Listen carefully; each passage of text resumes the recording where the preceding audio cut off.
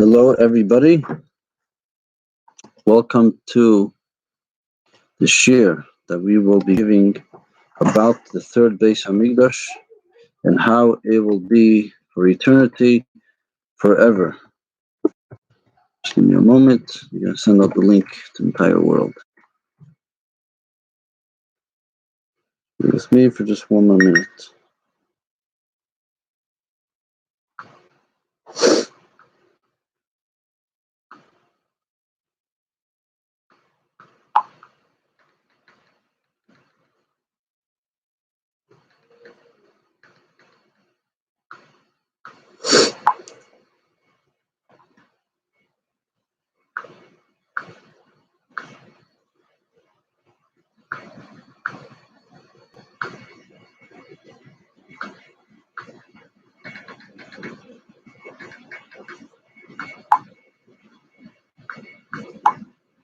Okay, almost done.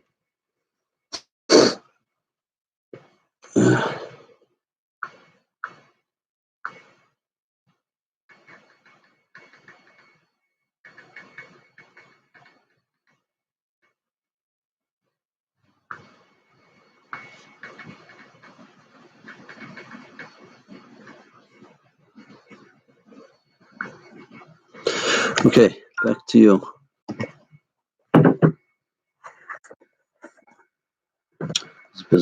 It says in the Zayar, Al Pasuk in Hashem La'ivin Abayis Shav Lebein of Bay.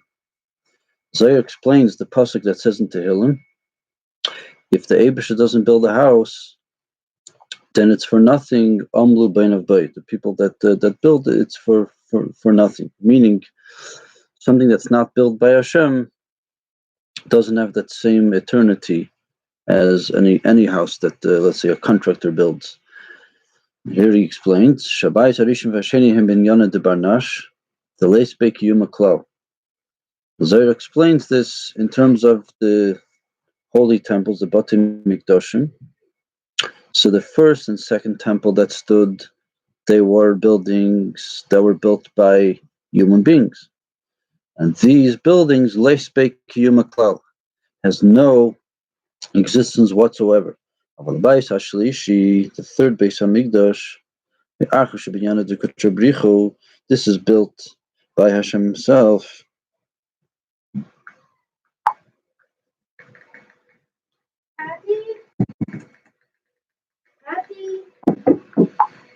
There, Yakaim La'elam is going to be existing forever.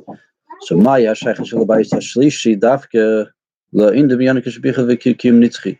So you have to understand why is this so that the third temple will be built by Hashem and will have a everlasting existence. The explanation is as follows.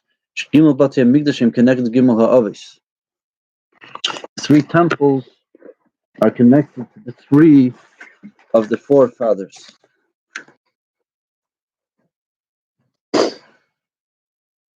So by Sarishim connected Avraham, by Shen is connected Yitzchak, by Shlishi connected Yaakov. So it says that the first temple is connected to Avraham Avinu, the second Beis Hamikdash is connected with Yitzchak, and the third Beis Hamikdash is connected to Yaakov. So Yaakov is all about truthfulness. Shapir the emes hu she'ein shaykh hafzik v'shinoi. Emes is something that never ceases to exist and never changes. So the third temple that corresponds to Yaakov Avinu will last forever. Does the temple serve? And that is, as the pasuk says, "V'shachanti b'seichem," I will dwell amongst them. And that is the merge and the connection, the bond between Hashem and the world. So in the relationship that Hashem has with the world, there are three types.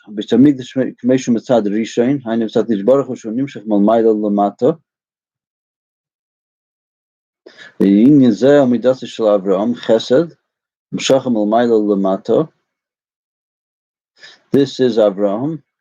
This is Chesed, kindness. And the nature of kindness is that it goes from above to below. And that's very much connected to Avraham.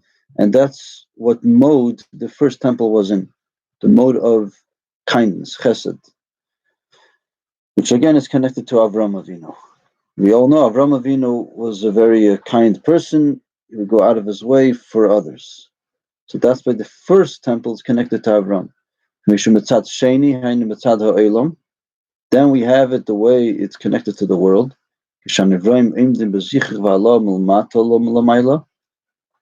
Where the world on its own is rising towards Hashem. This is symbolic and connected very much to Yitzchak, our father. Yitzchak is severity, and that's the nature of strictness and severity is you go from below to above. I'm not exactly sure why that is so, but somehow that's the way it's explained. That severity is you go from below to above.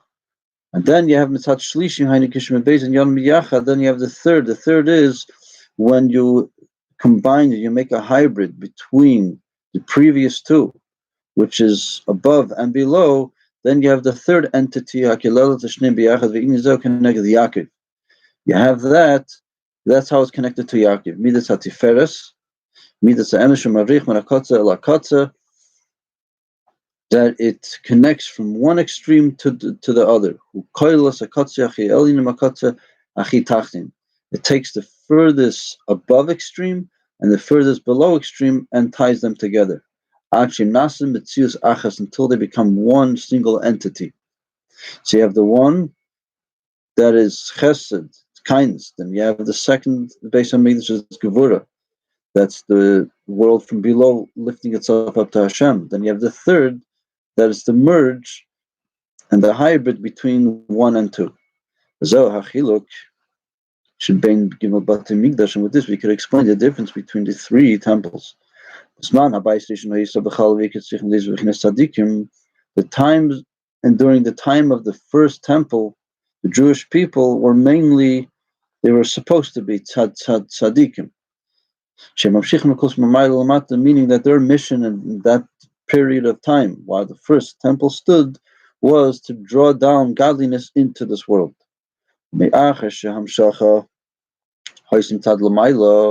Since it came from above, in other words, bringing God down to this world, it wasn't so connected with the world below. Example is you have a singer, he gets up there on the stage, he's on the stage, and he doesn't really connect to the audience that's on the bottom. That's why sometimes you have a singer, they get off the stage and they go into the crowd because they want to show that they're more connected to the crowd. But generally, when something, any entity that comes from above to below, it's telling you that the one from above is not really connected with that which is below. The result of such a relationship is that it's going to have a expiration date. It's going to stop, and that is why the first temple could not last. Then we come to the second temple, the period of the second temple. So it was the aftermath of the destruction of the first temple. And the Jewish people repented, they did tshuva, so they fixed the problem that was in the first temple. So that put them in the level of Bali Tshuva, those that repented. Tshuva is when a person works on himself, so it symbolizes how the world refines itself and it lifts itself up towards God.